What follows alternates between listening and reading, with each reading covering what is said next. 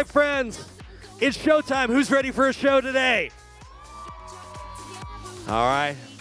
This particular individual has traveled a very long way to be here with us today. So do me a favor. Are you ready for a show? Then please put your hands together and welcome to the stage the one and only Dan Fogler.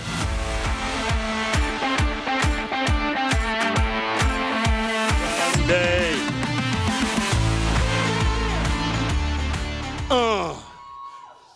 Sunday afternoon panel. I think it's technically morning, but I don't know. Afternoon sounded better. It does. It sounds much better. Sunday morning. No, it doesn't sound like it. No. We'll call it afternoon then. There you are with your jacket for this panel. How about a round of applause for that jacket this morning? That jacket's a cup of coffee. How's it going, South Africa? All right, take it down a notch. I know, I don't speak dolphin. No, that was wonderful. I love this kind of energy on the Sunday morning. Yes. I mean, afternoon. What the hell time is it? Mario? Luigi? I was trying to read what it said. Brains over princesses. All right. How are we doing today? Good. I was late. I got here perfectly on time, didn't I? You did. You were fine. That's amazing. I'm never late. It's crazy. The universe just helps me be on time. Isn't that You guys don't give a shit. Look, through all of the conversations, what I've had is you're right. There's something that the universe loves about you because just everything keeps lining up. From the story about, the street, like, if you think about it, you got here on, just the universe is on your side. So you've done something. Yeah, you ever read The Alchemist? Yeah. Yeah. Read The Alchemist. That's your homework assignment, damn it. Yeah, how many of you went home and watched Fanboys? That was your homework from yesterday. Oh. Yeah! That's an actual DVD. Did you dig it? She saw Fanboys. Everyone needs to see Fanboys. We're actually working on a TV show or sequel or something to it.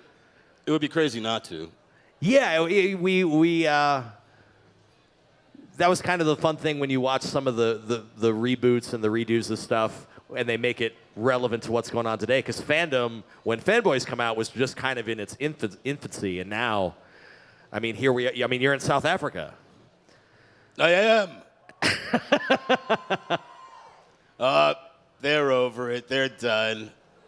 Sorry, I lost it. I'm sorry, guys. I lost their attention.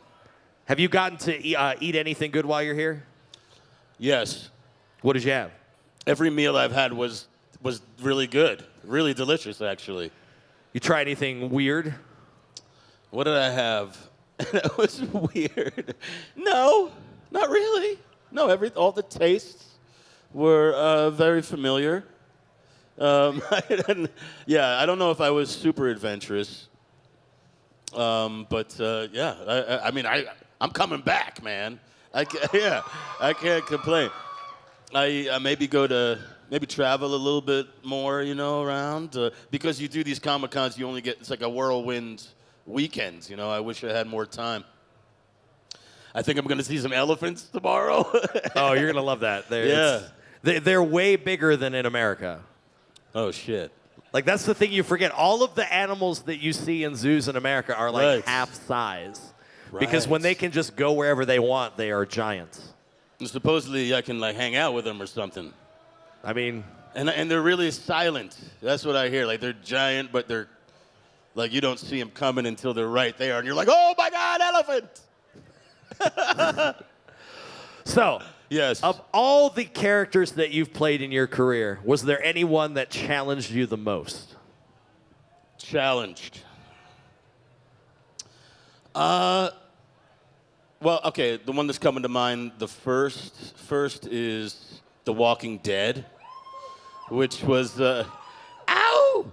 Yeah, I played Luke on The Walking Dead, and I said, you know, like any actor, if you're an actor and someone says, hey, can you ride a horse? You say, yes, even though I could not.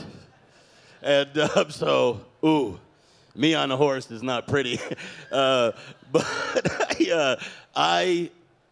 but I said yes, you know, because I love the comic book. And they were like, hey, you want to be Luke? And Luke is in the comic book. And for, you know, someone who loves comic books. And I was like, oh, my God, I get to play someone who exists in one of my favorite stories. And so I just said yes. So then cut to me just trying to figure out how to ride a horse, you know.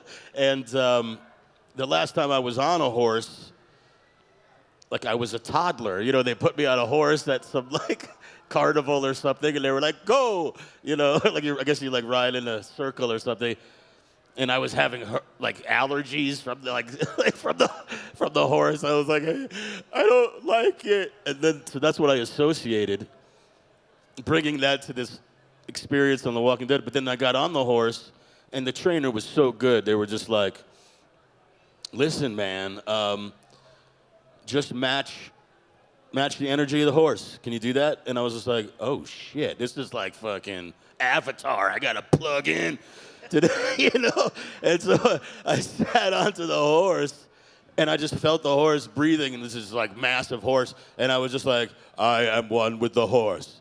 And then it was like this Zen experience afterward. It was really lovely. So then I suddenly just enjoyed it, the experience. I can kind of trot. I can't go more than that, or else I'm just like, need a chiropractor, you know?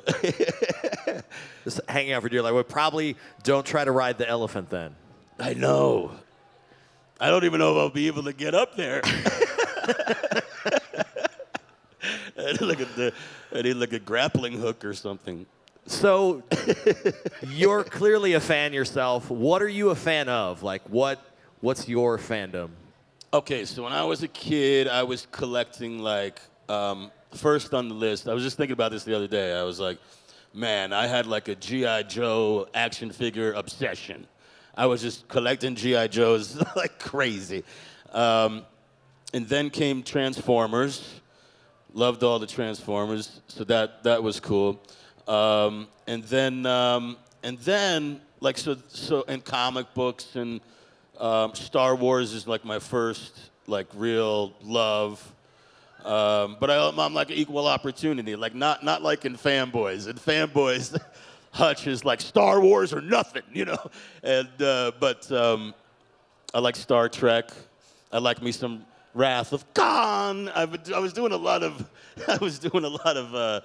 Captain Kirk impressions. Well, and they met him because he came to our second Comic-Con. Oh, did William he? Shatner. Yeah, he was one of our first guests. What's crazy? That's, you know, what's nuts is like you're in this business. You like, oh my God, I love Captain Kirk. You go to my very first Comic-Con. There he was, Shatner signing away, and next to like, you know, Lou Albano, you know, like a Lou Ferrigno, you know, like for the Hulk. He was here last year. Right, exactly. So, and then you get to become an actor, and then suddenly you're at a con, you know, signing next to one of these guys, and or in a movie like, you know, Fanboys. Shatner was in Fanboys. It's just like blows my mind as, you know, I'm in this aquarium with these people. Like Lou, who was Lou Ferrigno, who I love. I used to watch as the Hulk as a kid. He was in the show called The Offer. And, you know, so it's like, oh my, and so now I see him at Comic-Cons, you know, big hugs and everything. It's such a cool business for that reason, especially if your heroes are cool. Sometimes, you know, don't meet your heroes. Sometimes they're total assholes. Yeah, there've been a couple. Yeah. It always happens, and you're like, it just breaks your heart. Yeah. So who do I think is a total asshole? No. The opposite. Who was Okay. someone that you were very nervous to meet for the first time? So I was thinking about this. So I did this show called the Spelling Bee, okay, on Broadway. That's how I got my big start. And after the show, you know, people would come, like your heroes would come to see the show. And so after the show one night, they're like, hey, Michael J. Fox is here. And I was like, oh my God. And I had just missed him in the green room. So I was like, oh. So I'm like defeated. I'm like walking home, through the theater, and I turn a corner, and there's Michael J. Fox with his whole family, okay? And I'm like, oh my God, I'm staring at one of my heroes. And he really liked the show. And he says to me, he goes, so I hear you do an impression of me, right? And I'm just like, yeah, but it's like just for my stand-up bags, and I don't really, he's like, do it. And I was like, nah, I don't want it. And he's just like, do it. Like Spade and all these guys, Dana Carvey's got one, do one. And I was just like, whoa, Doc, tell me, you built a time machine, I had a Mallory, okay? And he just stares at me, he's just like, I don't talk that high. And then he just turns and walks away from me. And I was like, oh, I blew that, man. I have to save this, right? So he and his family are walking away. And I was like, man, I can't leave it. He's my hero. I can't leave it like that. So I go, Marty, look out, the Libyans, okay? And he goes, whoa, Doc. And his whole family starts laughing. And so I saved myself there with my, it's good to have many impressions in your pocket, And they say never do the impression for the person. Never do the impression for yeah. So I learned in that moment, never do the impression for the person. But he forced me into it. But the fact you turned it around, that's... I had to turn it around. Ah! How did you get into doing impressions? I was, it was like one of the first things I'd ever done was sitting in front of Looney Tunes and saw like, whoa, shit, Mel Blanc does all of those voices. And so those were the first, listen, Buster, like Daffy Duck, I just started going through all of those impressions, and then I was like, how many can I do? And I just, very young. It's just fun. It's really hard to not, like I was working with Chris Walken, right?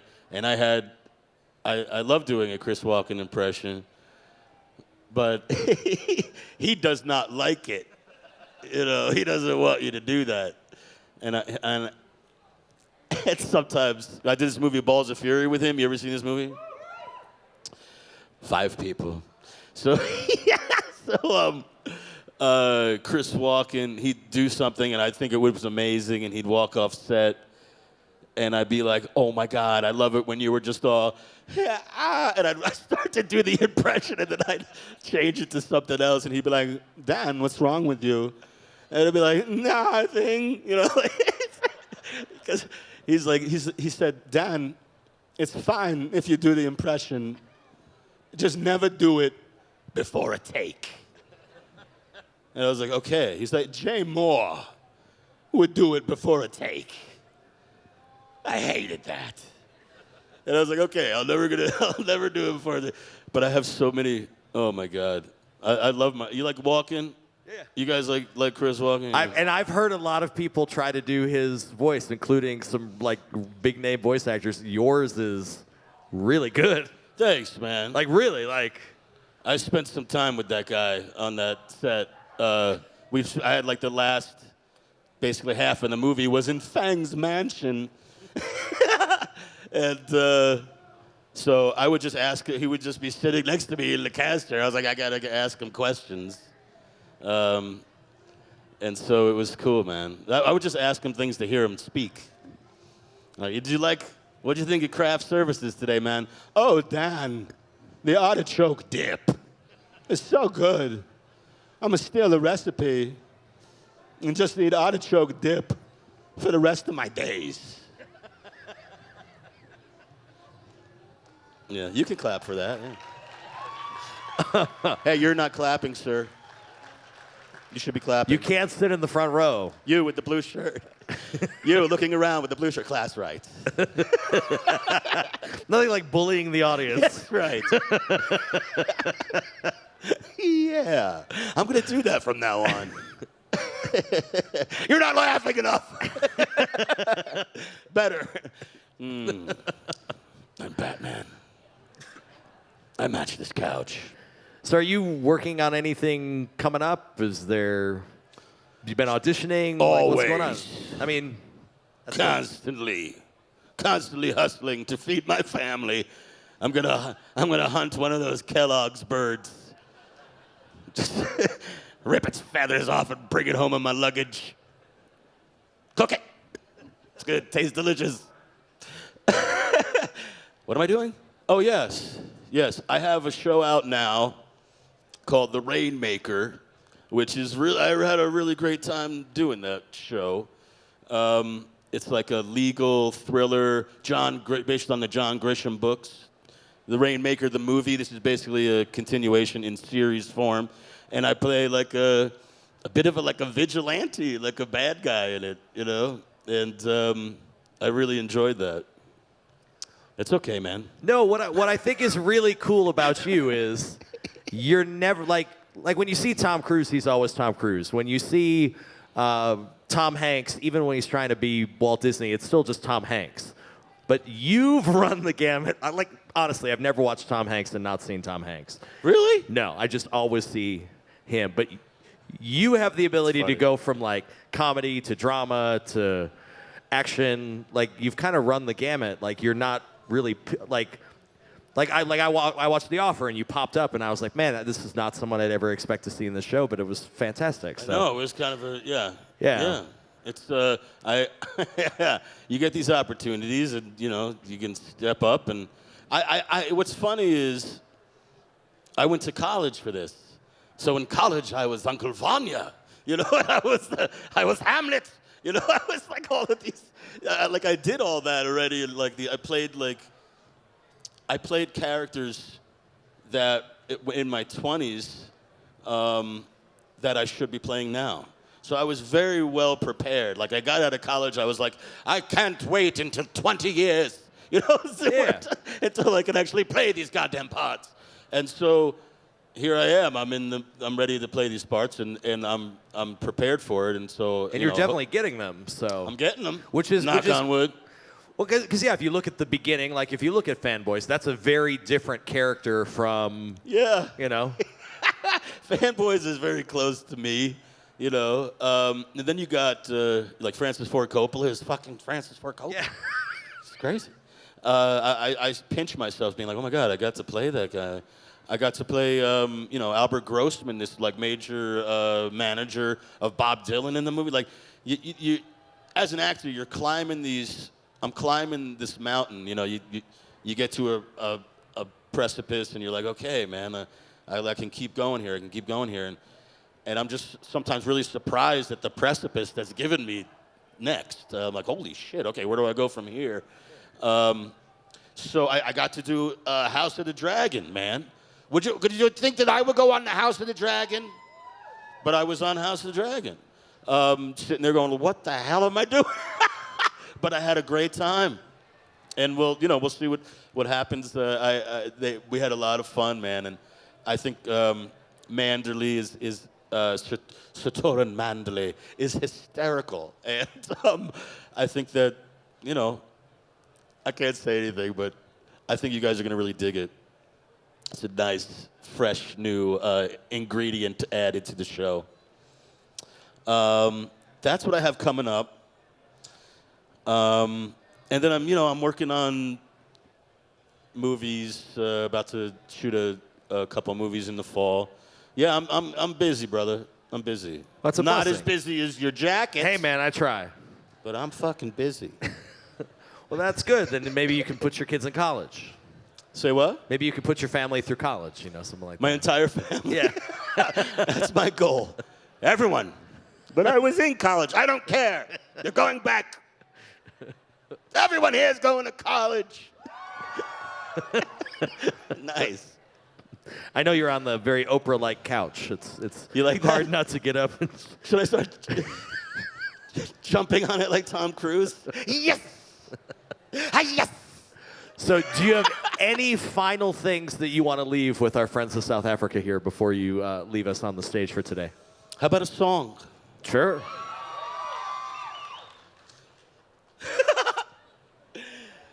Kellogg's in the distance, lovely faces in the crowd. Mario, Luigi, thanks for coming around. So nice to be here on this Sunday panel. Wow! I'm coming back to South Africa. I forgot where I was for a second. South Africa. You know it because my heart is growing because you guys are showing me love.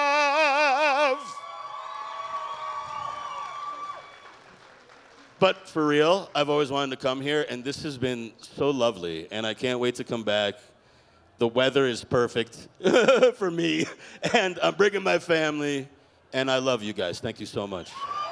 Hey, everybody, Dan Fogler. So long, Sunday panel. So long, crazy jacket.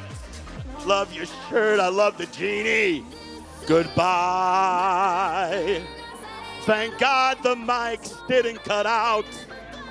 So happy that I'm here.